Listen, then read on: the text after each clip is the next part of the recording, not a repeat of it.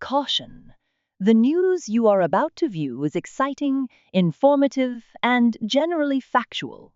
Our upcoming narratives tackle real-world events, politics, culture, and social affairs, served with a generous side of satire. Expect sharp wit and exaggerated irony that are ridiculously and undeniably accurate.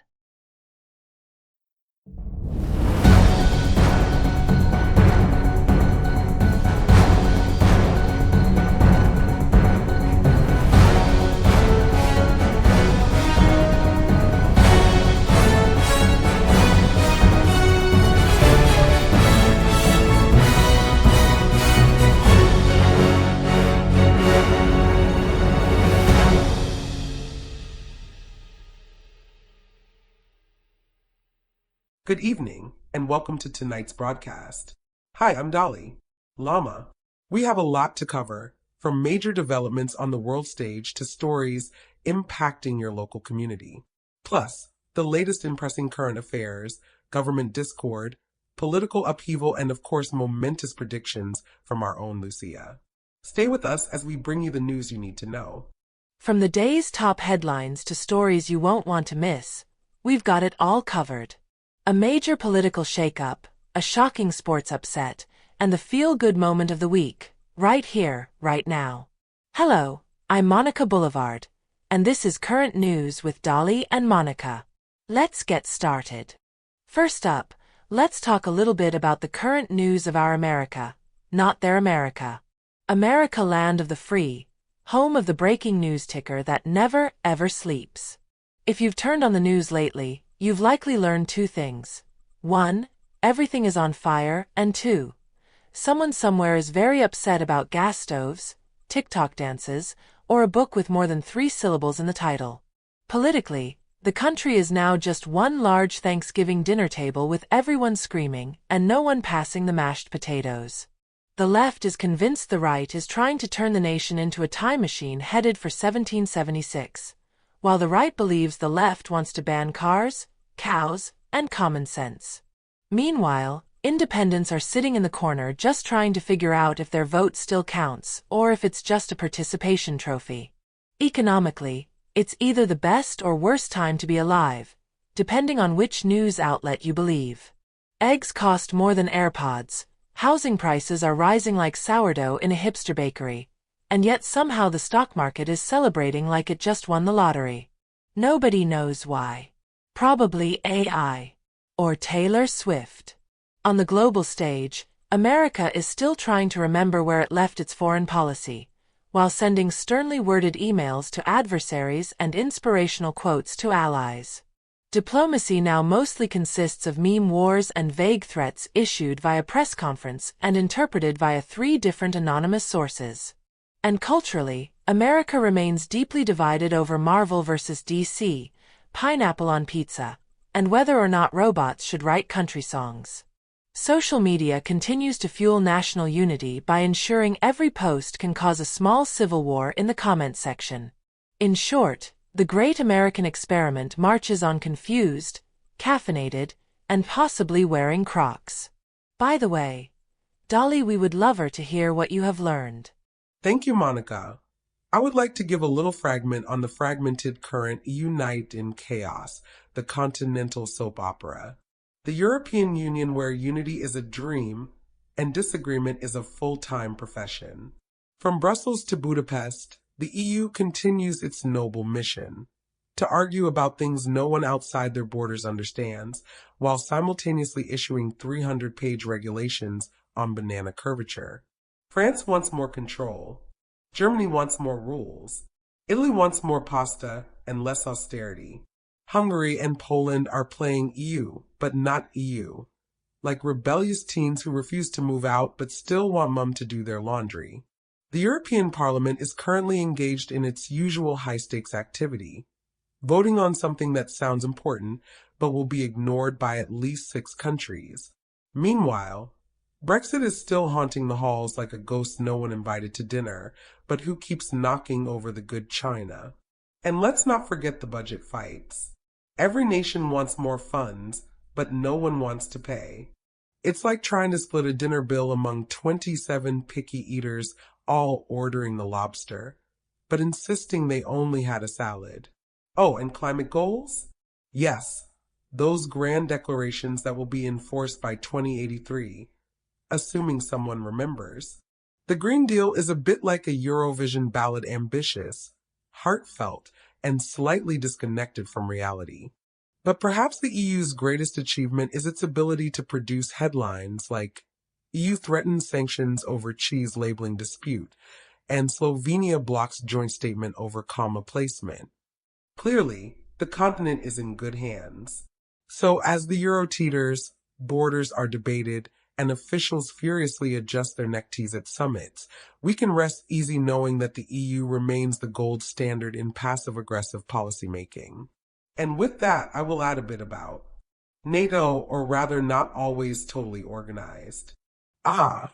NATO, where world peace hangs by a thread, and that thread is made of strongly worded communiques and awkward photo ops. Half the members argue about dues, the other half about who brought what jets to the potluck. But hey, nothing says mutual defense like a 30-country group chat no one reads. Here's some more about our world from Lucia. Hi, I am Lucia. As many of you may have noticed, the dispute in the different parties has caused a concern of the future of this country and its people. I entitle this The Future of Canada, a Nation at a Crossroads. As Canada moves deeper into the 2030s, the tension between right-wing and left-wing political factions is predicted to intensify, but not necessarily to divide the country, rather to redefine it. This ideological struggle is part of a broader global trend, but in Canada, it plays out in uniquely Canadian ways, polite yet passionate, fractured yet fixable. On one side, the right-wing movement is expected to gain more traction, especially in the western provinces like Alberta and Saskatchewan, where economic frustrations, rural discontent, and debates over energy policy remain hot-button issues. The push for less government oversight, stronger provincial autonomy, and a return to traditional values will be central to the right-wing platform. The oil and gas industry, especially, may become a symbolic battleground for national identity versus regional independence. On the other side, left-wing politics in Canada are likely to grow more progressive, particularly in urban centres like Toronto, Vancouver, and Montreal. Younger generations are demanding bold climate policies, social justice reform, reconciliation with Indigenous communities, and stronger healthcare protections. These ideals, shaped by global activism and digital engagement, will continue to challenge the status quo.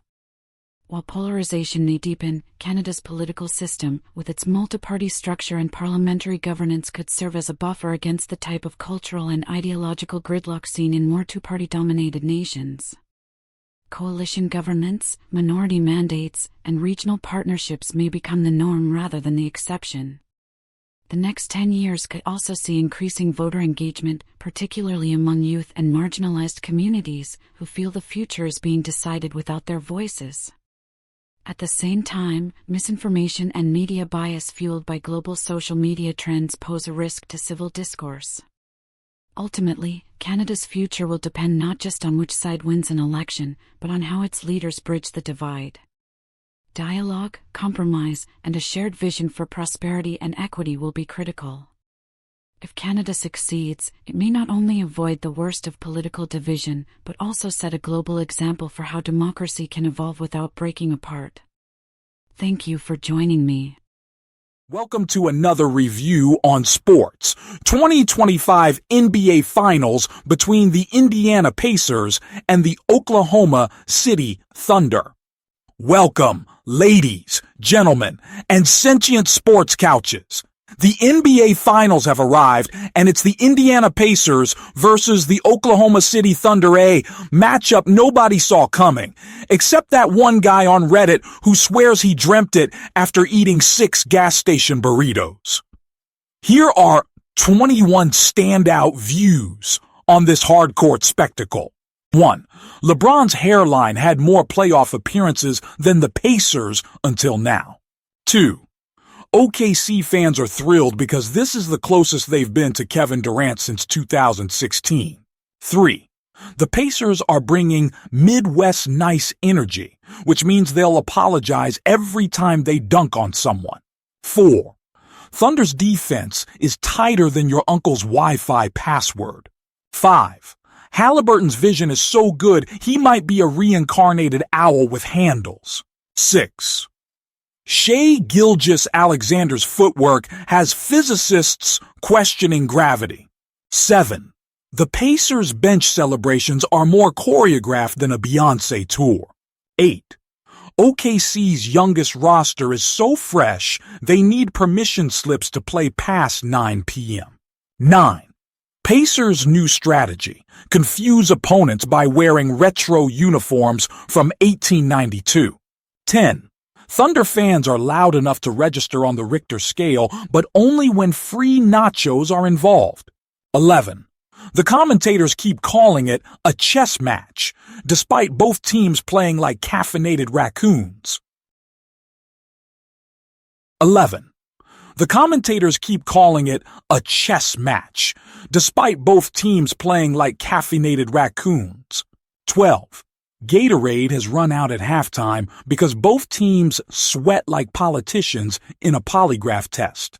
13. Mascot fight, Boomer the Panther versus Rumble the Bison pay-per-view worthy. 14. Indiana's coach might be using wizardry. There's no other way to explain those inbound plays. 15. OKC has mastered the art of the buzzer beater, or as fans call it, heart attack o'clock. 16. Analysts said this series would be boring. Those analysts now sell hot dogs outside the stadium. 17. One ref accidentally called a travel after dreaming he was still refereeing youth league games. 18.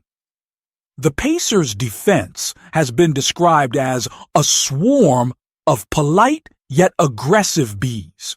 19. SGA's hair alone deserves MVP votes. 20. Fans in Indiana celebrated Game 2 by line dancing in a cornfield. 21. The real winner?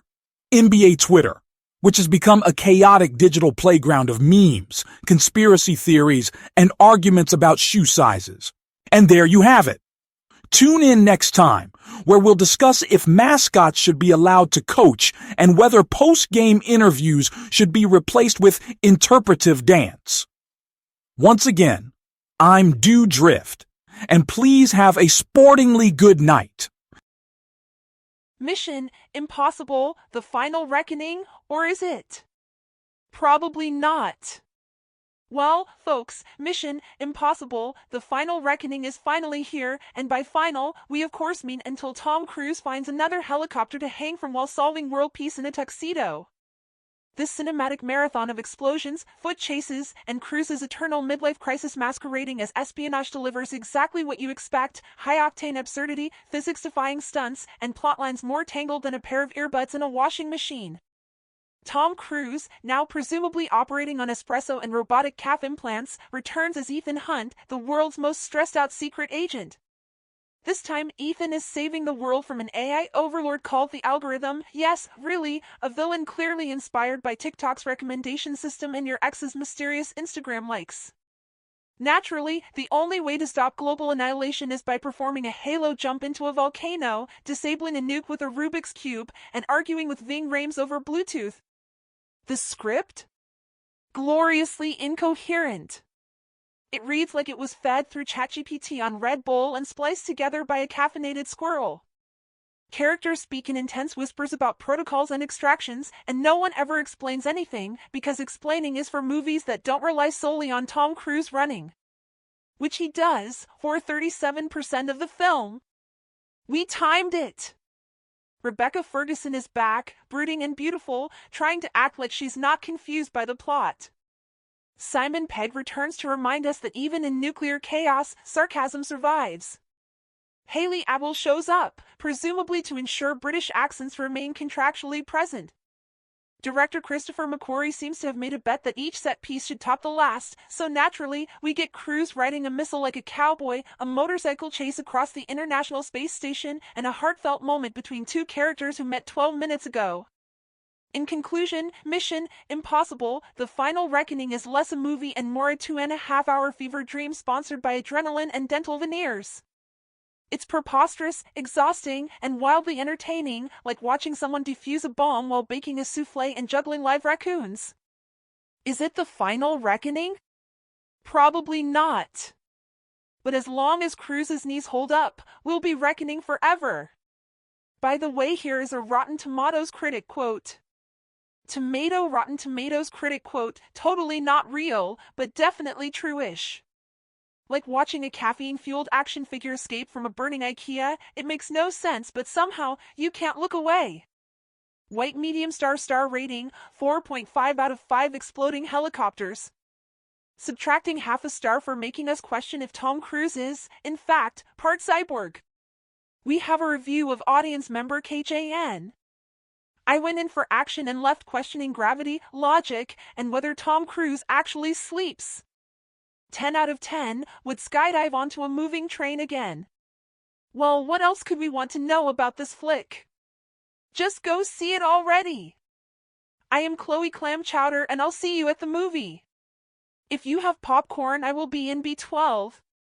Have a good night. If you enjoyed this video, don't forget to like, subscribe, and share. We are glad you are with us. Stay updated on our latest content. Thanks for your support.